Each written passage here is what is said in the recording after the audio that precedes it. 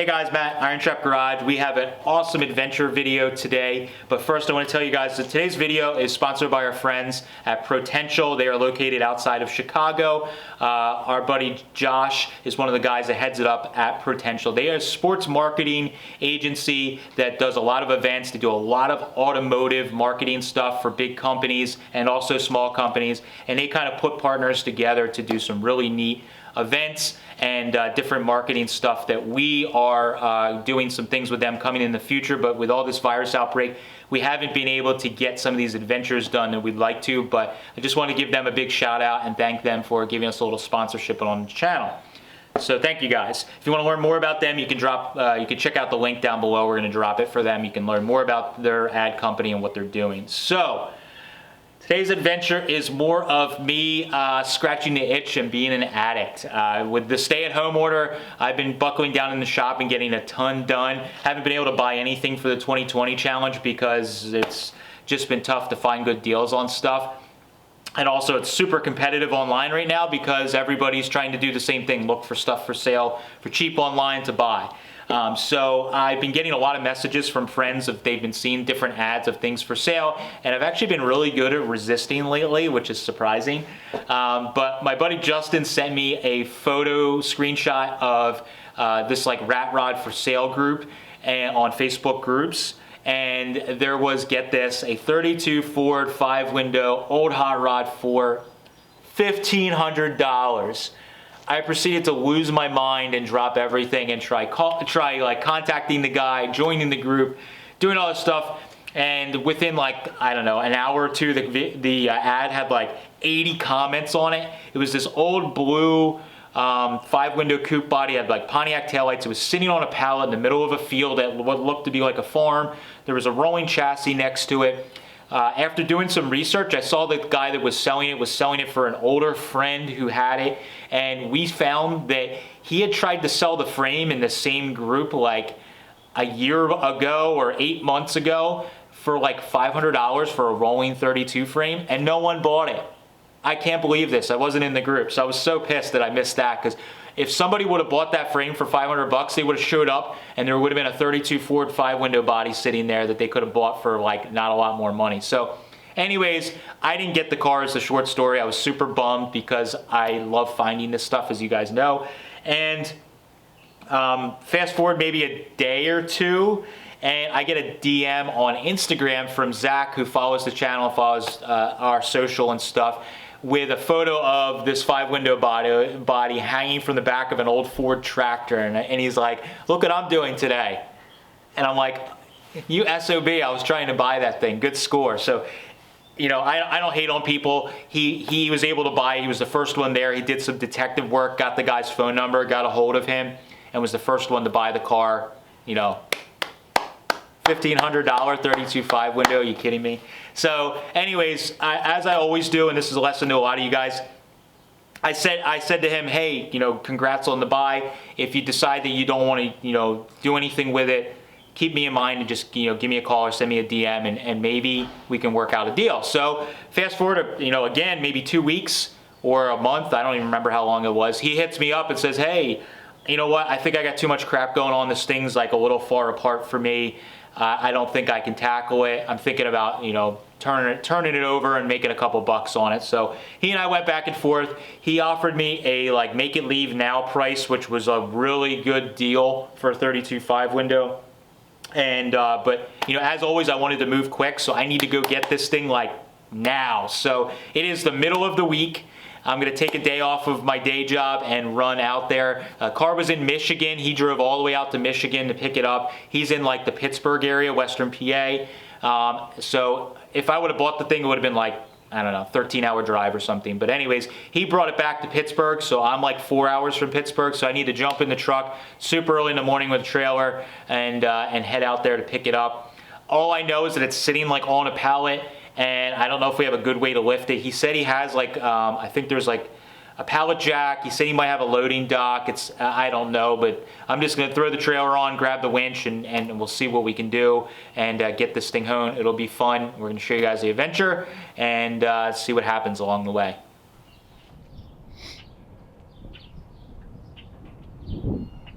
Some more old school, horrible repairs / modifications.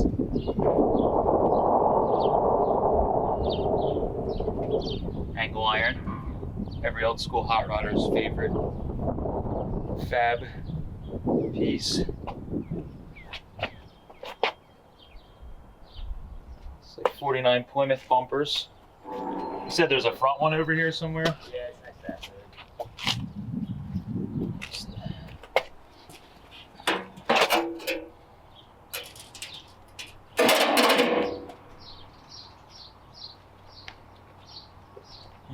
Box.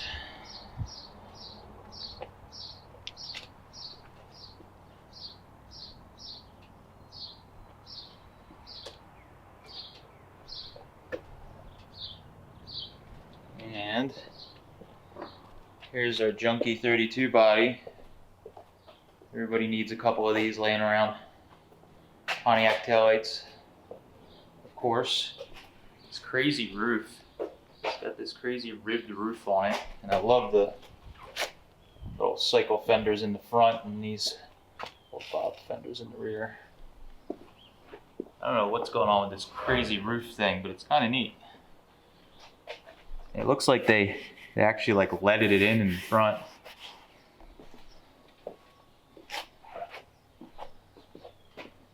Yeah, so we gotta figure out how to get this thing on my trailer without breaking it in half. So that should be fun. See what happens.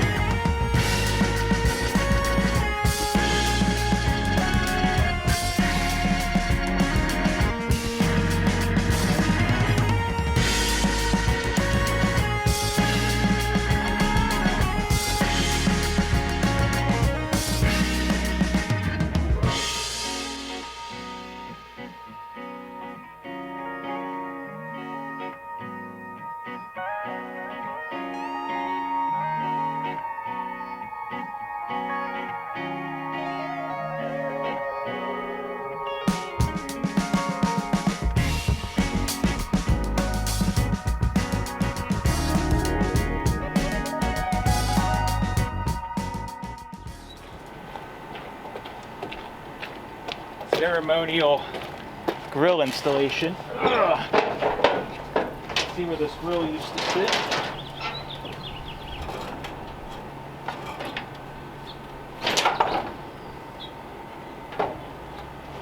Definitely not there.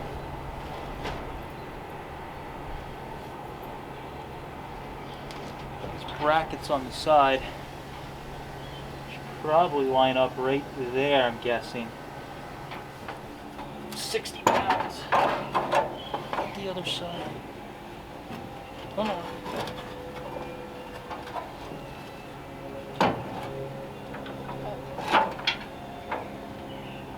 Up a little more.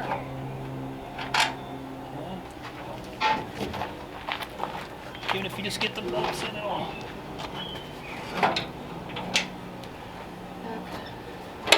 Whoop, all right. It's just, Is that a real nail? no, but I need it up. Back. I'm sorry. It's okay. It's lucky that I do gel nails and not acrylics, because acrylic it would have taken my nail off with it. I'm sorry. Why? Cut your nail. Well, it almost killed my actual nail, but it's fine. I don't know if that's how it goes or not. How else would it go? I don't think it could fit on the inside.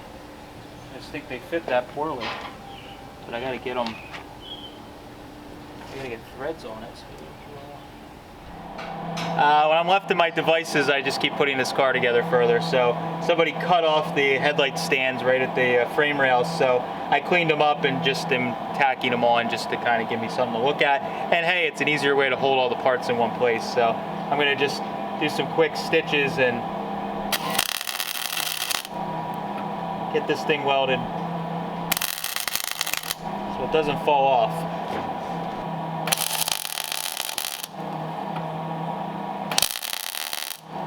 There we go.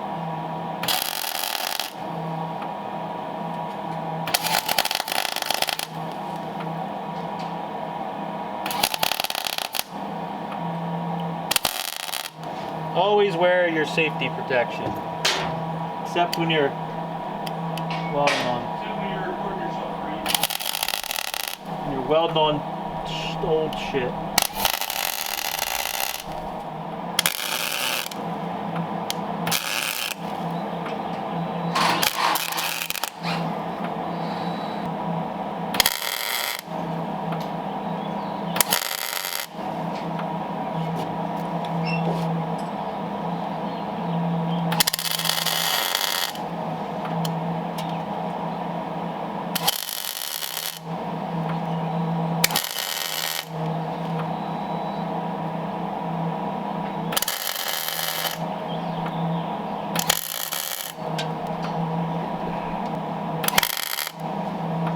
Go.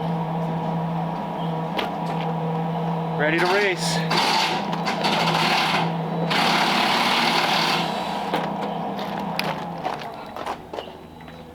Alright, so one of the things we threw in the truck I didn't even look at was the floorboard I guess they found in the barn where this thing was originally found, or sitting, or near, whatever, garage barn. And here's our cool little like rocker thing for the pedal. I'm guessing this is some kind of OE pedal here, but it looks like there's these little openings and then this little rod with a ball on it, so I'm guessing it would have fit into that rubber piece there. Obviously the rubber's all dried out now, so it doesn't fit, but it looks like it would have fit there, and then as you like that, and then as you push on the pedal, pulls it back, and there's probably some kind of linkage or cable that attached to it. So let's see if we can line this up in the car. I know it's not going to stay in there, but we'll just see if we can line it up and see what it looked like, how it sat in the car, give us a better idea how everything looked.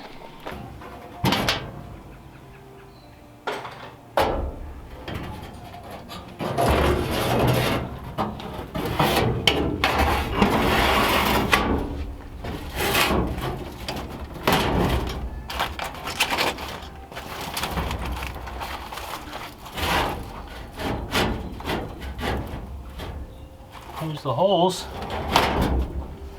They're lined up on the firewall. Oh yeah. We're a handful of zip screws away from having a floor. And he like, I forgot to get out of here.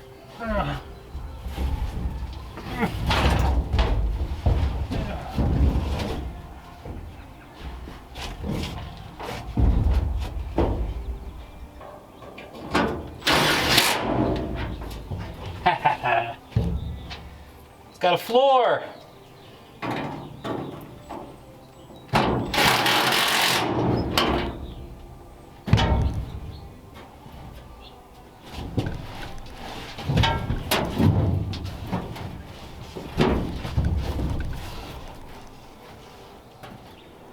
All right, so let's give you guys a walk around of the car. Like it took a couple days of work in the evenings and stuff in the afternoons to get this thing even to the point where it was like remotely looked like the car, but it's super fun to like mock all the pieces up, and it's easier than having them thrown in the car and they fall out and all that stuff. So some interesting things on this car I wanted to show you guys, and what made me kind of want to buy it was number one. It's a 32 Ford. Oh yeah, 32 Ford. That's 32 Fords are kind of cool. That's the only thing that Matt needed to know. It's kind of cool. But then, so the car, if you look at the paint on the car, all these old cars tell a story. It's got this old blue paint that looks like it's kind of brush painted almost there. It's got this purple that was underneath. So, and at some point it was definitely, you know, repainted, maybe done a couple times. I think this is red oxide primer. Looks like there's white there too. Yeah, there might be a gray or a white that's under it. It's hard to say what has been done. So, bunch of paint jobs. It definitely was bright and flashy purple at some point. Had these headlights that you guys saw me quickly tack weld back onto the frame. Somebody had just like hacked them off with a cutoff grinder at the base. I put them back on there. We set the grill on where it lined up with some bowl holes, but after we were looking at it, there is this, hold 1 second.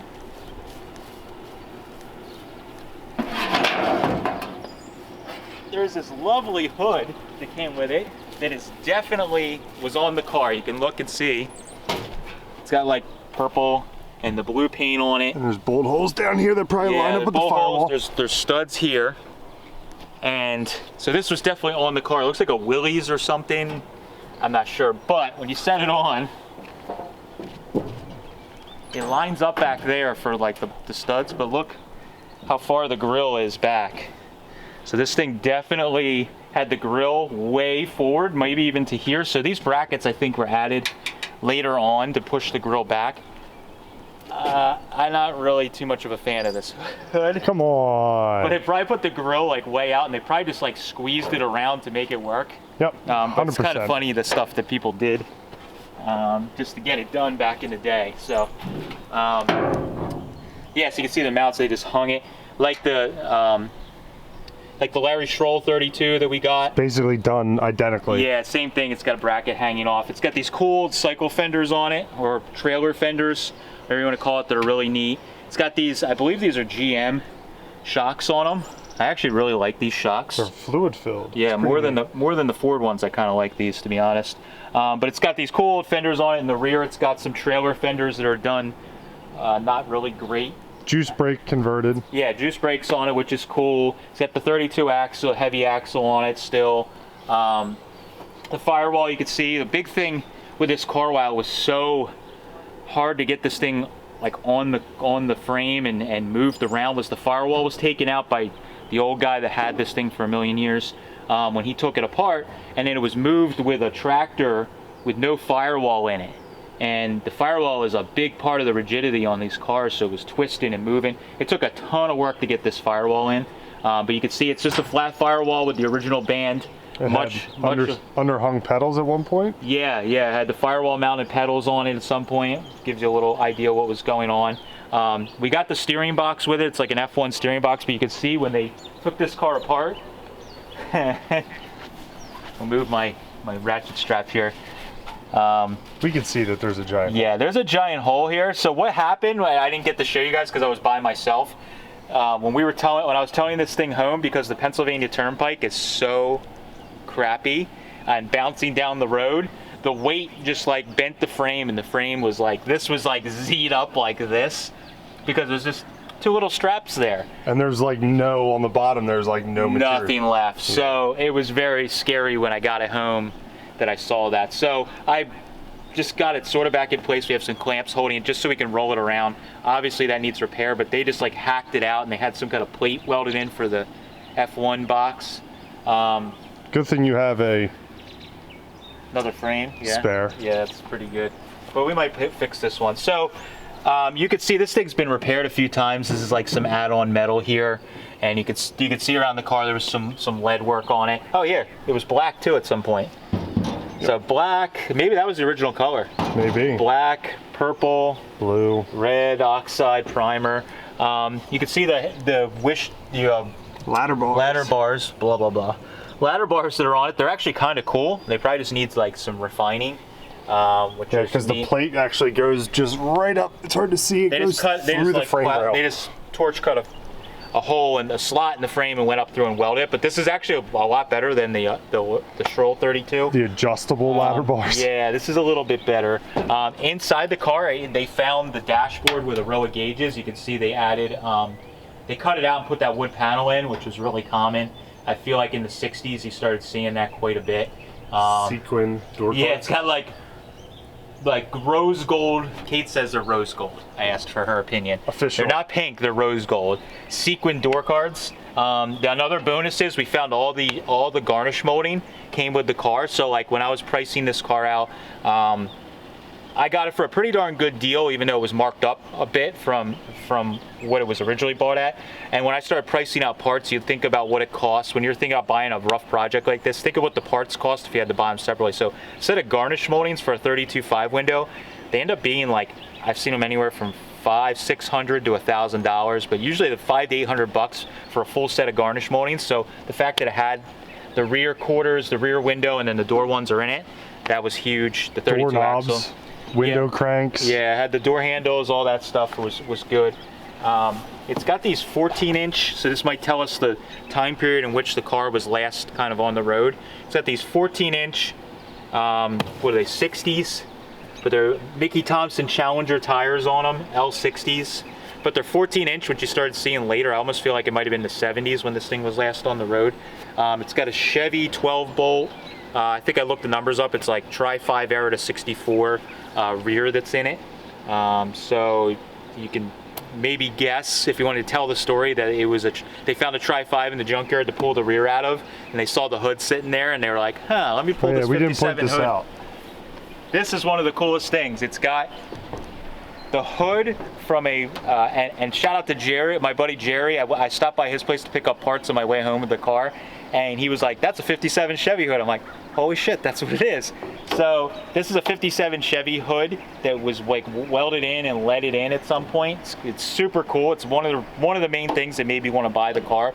When you look at these old hot rods, this is not something a guy nowadays would do, because 57 Chevys are also very desirable, so why would you cut up a 57 Chevy hood to weld it in a 32 Ford? People don't do this shit anymore, and I love it. So this car's already had it done. It's the real deal. So that stuck out. As soon as Mike and I were sending photos back and forth, I was thinking about buying it. He's like, what's up with the roof? And I'm like, oh my God, what is that? So we actually felt up inside. These are definitely from a 57 Chevy car. They would have had a piece of trim here. If you feel up inside, there's actually a plate that they put in and then leaded. Yeah. So whereas the 57 truck, I don't think it had the spears on it. Yeah. So gas fill neck was here, which is common, torched out. It's probably sitting there. Our rear boat fenders, or boat trailer fenders. They move just like a trailer fender would. Yeah, it's great. Of course, Pontiac taillights. 49 Plymouth bumpers. This is the rear one. I mounted the front one on the car, and here we still got some parts in here. Where's it at? It's not in here. I don't know what I do with it. But the front bumper is very poorly mounted, so put it on and just took it back off. But the rear is kind of cool. So it's got this sitting on here. So the way this thing was channeled, it's sitting like on the frame in the back here, but then they just did like a raked channel, so then it just goes down. And this is common how I would see them. I had to kind of figure out how it was done, but they would mount the feet under the frame rail and bolt it from underneath, and that's how they channeled it, and they just let the whole body rake down at that angle when they did it and let it sit in the back. So that was the easiest way to channel these things. That's what, like 5 inches in the front? Something like that, yeah. It's probably got a 5-inch raked channel on it, so which is kind of cool. I think it could sit a little lower in the rear if I was being picky. But yeah, it's got the 49 Plymouth bumpers. It's got the taillights. It's got on the rear here, I don't know if we can get in there and show the rear, is they cut the back spring mounts off of a Banjo rear. Oh yeah. So, And welded them on? It doesn't look like they did too bad of a they job. actually didn't do too bad of a job on this car. And then in here you could get a better shot of the ladder bars that they built into it in the rear. It had these huge shock towers that went like all the way up to here. We had to cut them off when we were mounting it, like in between those shots where I was failing hard trying to get this thing on, because they were so high the two of us couldn't get it up over, and they were really janky. So we cut, the shocks were already like broken and crappy, so we just cut them off to get the body on. But they were just literally angle iron. Like 2x2 by quarter. Yeah, exactly, which is must have been the common thing to use. But yeah, the ladder bars are kind of cool on this thing. Super long. And overall, the other big thing is the car, like all the metal up here is actually really nice on the car. A lot of it's just down low where the thing was stored, kind of sitting in the dirt. Which is 90% of early Fords. Yeah, so they all rust like that. So this thing's actually pretty solid overall. So it has some really neat features on it that just made me like want to save the car and have it. Oh yeah, reversed Mercury, 15-inch Mercury wheels. So, but overall, it's like surprising. It's probably similar condition to the Larry Schroll 32, but like Larry's car has some really bad work done to the chassis on it, where this one doesn't, but they cut some stuff out and they messed some stuff up taking it apart years ago and also getting moved. So we're gonna have to go over this thing and get it all solid. So the stuff that I'm gonna work on when we get to this car is, number one, just getting some sub rails made for the car for it being channeled so that the body is solid. Right now I'm like scared to move the body any more than it is because it's kind of still floppy. I don't want to damage it any worse than it's already been damaged with us. Me moving it, getting moved at the farm where it was found or whatever, and it was moved like 3 or 4 times all floppy, and it did not help the car whatsoever. So now that we got at least solid enough we can roll it around, that'll be the next step on it, is get it to there. We have a spare Cadillac engine just laying around. The car came from Michigan originally, where it was found and bought first in recent history. We don't know anything else about the car. It may have had an Oldsmobile in it, so if anybody that's watching the video might know this car, I mean, the roof, number one, is a dead giveaway. So if anybody remembers a car in an old magazine or somewhere racing or something that had a 57 Chevy hood, ribs as the roof insert, that would probably be a dead giveaway. So if we don't find any major history on the car that gives us a reason to put a certain engine in it, we're gonna throw the spare Cadillac engine I have in it and just put it together with some stuff we have laying around, fix the rust along the bottom, and go from there. I may pass it on, so I don't know. I have so many cars, obviously, there's no room for anything anymore. So I may just have my fun making it solid and get it sit right with the right wheels and tires and all that stuff, and get it like as a good little further along project, or I may take it all the way to finish line. I don't know yet. If anybody's interested in the car, as we start tinkering on it on the channel, as always, you can hit us up and maybe we can work a deal. But if not, I'll just put it together and keep building it. The price was right, and the right time to buy a 32 Ford is when you find it. So that's what I did. So this is the 32 that we rescued during the virus outbreak, and I was bored. So hopefully you guys enjoyed this little adventure video. I know it's been a while since we've done one. I had to scratch my itch and buy this. It was kind of fun to do the trip, and we got some great photos along the way that I took driving up through the mountains of western Pennsylvania where we picked it up. So thank you guys for watching. Appreciate it. Catch you later.